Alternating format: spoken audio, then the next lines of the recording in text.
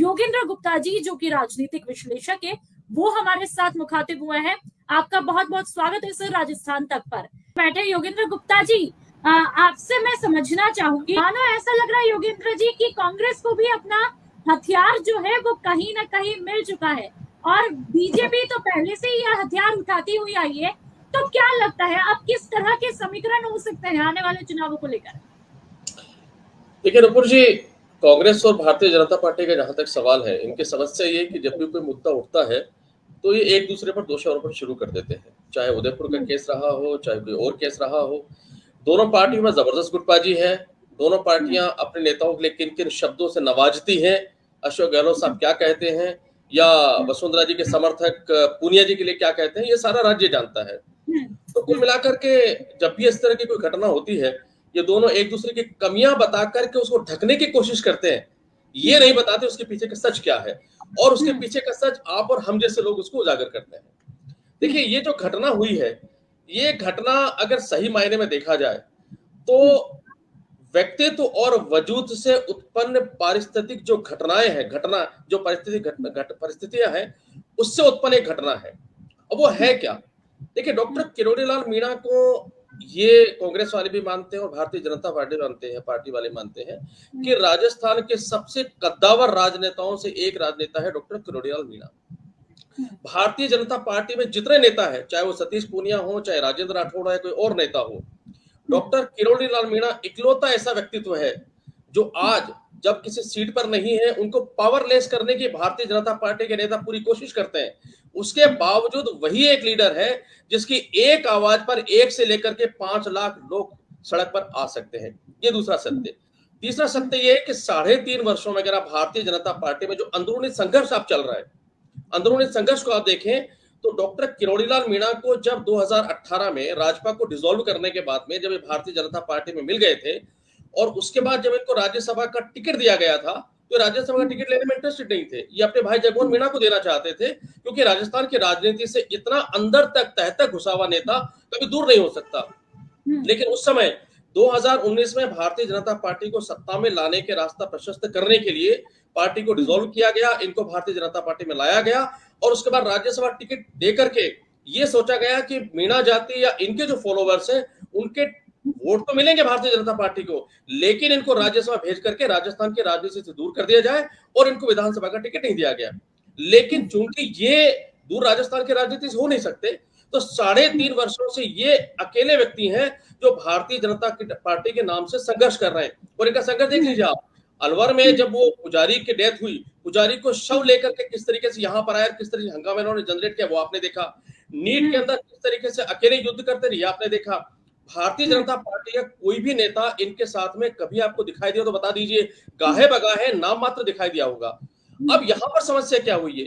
यहां पर समस्या है कि जो इतना बड़ा कद्दावर लीडर हो किसी पार्टी में, अगर आप ये कह रहे हैं कि हम एक आदिवासी को राष्ट्रपति बना रहे हैं और वो एक आदिवासी नेता है, वो शेड्यूल ट्राइब का नेता है, अब आप क्या करते हैं कि एयरपोर्ट पे जब जो मुर्मू जी आती है तो आप उनको वहां पर रिसीव करने के लिए नहीं बुलाते।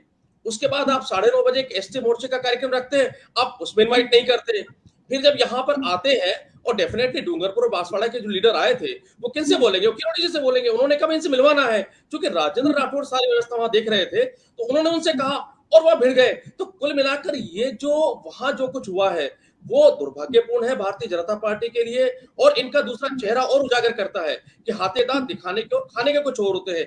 एक तरफ आप कहते हैं, मेरी बात खत्म कर लेने दीजिए, एक तरफ आप कह रहे हैं कि मुर्मू जी के आने से आदिवासियों का सम्मान बढ़ेगा, आदिवासियों को मान मिलेगा, और दूसरी तरफ वहीं राजस्थान की राजनीति का सबसे कद्दावर जो आदिवासी नेता है उसके साथ में आप इस तरह का व्यवहार या अप्रत्यक्ष रूप से दुर्व्यवहार करते हैं, तो इनके ऊपर भी सवाल उठता है। ये व्यक्तित्व की लड़ाई है और ये लड़ाई अपने अपने उसकी लड़ाई है कि मैं बड़ा या तुम बड़ा। लेकिन सत्य ये भी है कि राजेंद्र राठौड़ जी अपने को कुछ भी कह ले, अगर वो डॉक्टर किरोड़ी लाल मीणा के सामने खड़े होंगे तो व्यक्तित्व के नाम पे अगर देखा जाए तो वो कहीं नहीं लगते, लेकिन उसके बावजूद ऐसा व्यवहार करेंगे तो किरोड़ी लाल मीणा जैसा नेता चुप नहीं रह सकता। उसने वही किया जो उनके व्यक्तित्व का हिस्सा था। योगेंद्र जी, सबसे इंपॉर्टेंट सवाल ये है, चाहे कांग्रेस हो या बीजेपी हो, दोनों को बार बार ये सफाई क्यों देनी पड़ती है कि हम साथ साथ हैं? नहीं, सफाई इसलिए देनी पड़ती क्योंकि ये साथ साथ नहीं है। अगर साथ-साथ होते तो कहना क्यों पड़ता?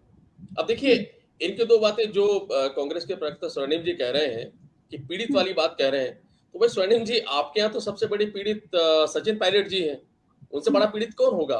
जिनका हक मार करके और देखा जाए तो बाकी राज्यों में आपने जो प्रदेश अध्यक्ष थे उनको मुख्यमंत्री बना दिया और यहाँ मुख्यमंत्री ऊपर से अपॉइंट हो गए। अब बात पीड़ित की अगर आप करते हैं, तो आप याद करिए चांद्रा जी का वो ट्वीट, उन्होंने कहा था मुझे तो यहाँ से हटा दीजिए पद से आप, क्या वो पीड़ित नहीं थे? आप याद करिए आपके जो भरतपुर के जो कोटा के जो एक विधायक हैं, वो बार-बार ये कह रहे हैं कि सबसे भ्रष्ट आपने मंत्री को बना रखा है, सबसे भ्रष्ट व्यक्ति को मंत्री बना रखा है, तो क्या भ्रष्टाचार से पीड़ित नहीं है?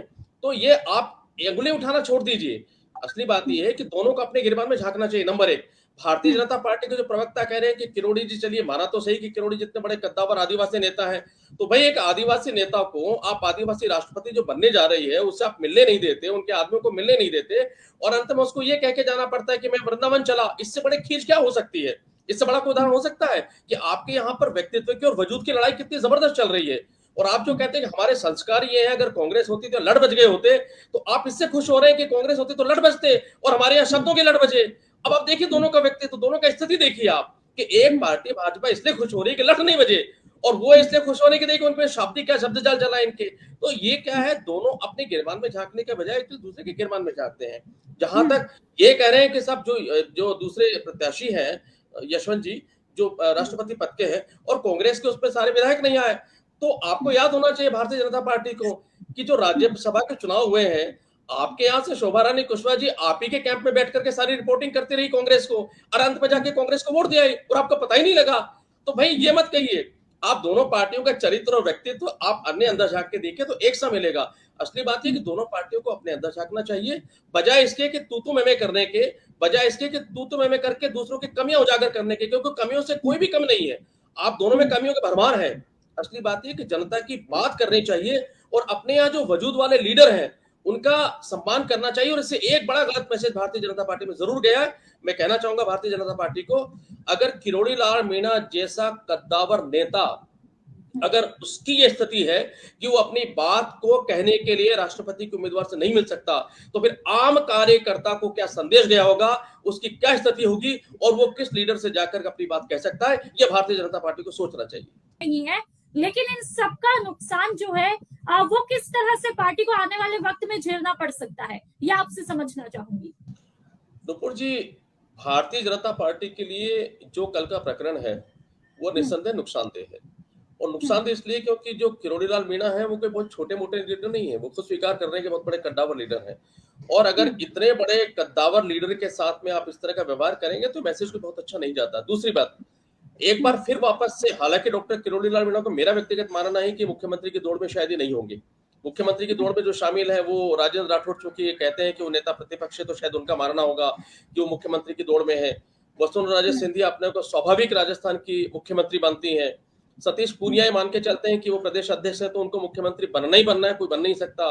गुलाब चंद कटारिया शायद ये मानते हैं कि मैं इतने वर्षों में इतना वरिष्ठ हूं तो भाई मुझे एक बार तो मुख्यमंत्री बनाना ही चाहिए। तो इनके यहाँ 4-5 मुख्यमंत्री पद के चेहरे कुछ और भी निकल के आ सकते हैं। पर इसका मैसेज एक बार फिर ये गया कि जो बार बार भारतीय जनता पार्टी और जेपी नड्डा जी कह के जा रहे हैं कि मैं नहीं हम की बात करें, तो ये सत्य, ये फिर एक बार ये उजागर हो रहा है कि गुटबाजी, व्यक्तित्व की लड़ाई और सत्ता को अपने करीब आते देखकर उसको पाने की चाहत की लड़ाई, ये एक बार फिर यहाँ पर उजागर हो गई। और इससे ये स्पष्ट हो गया कि भारतीय जनता पार्टी और कांग्रेस दोनों ही सत्ता को लाने के लिए सत्तावादी तरीकों से लड़ते हैं और अपने गिरबान में झांकने के बजाय दूसरे पर सवाल उठाते हैं। और ये मैसेज राजस्थान की जनता के लिए अच्छा नहीं है, लेकिन अभी राजस्थान की जनता को तय करना है कि इस मैसेज के जाने के बाद में, इस घटना के होने के बाद में वो किस रूप में लेते हैं और भारतीय जनता पार्टी को इसका क्या पुरस्कार देते हैं।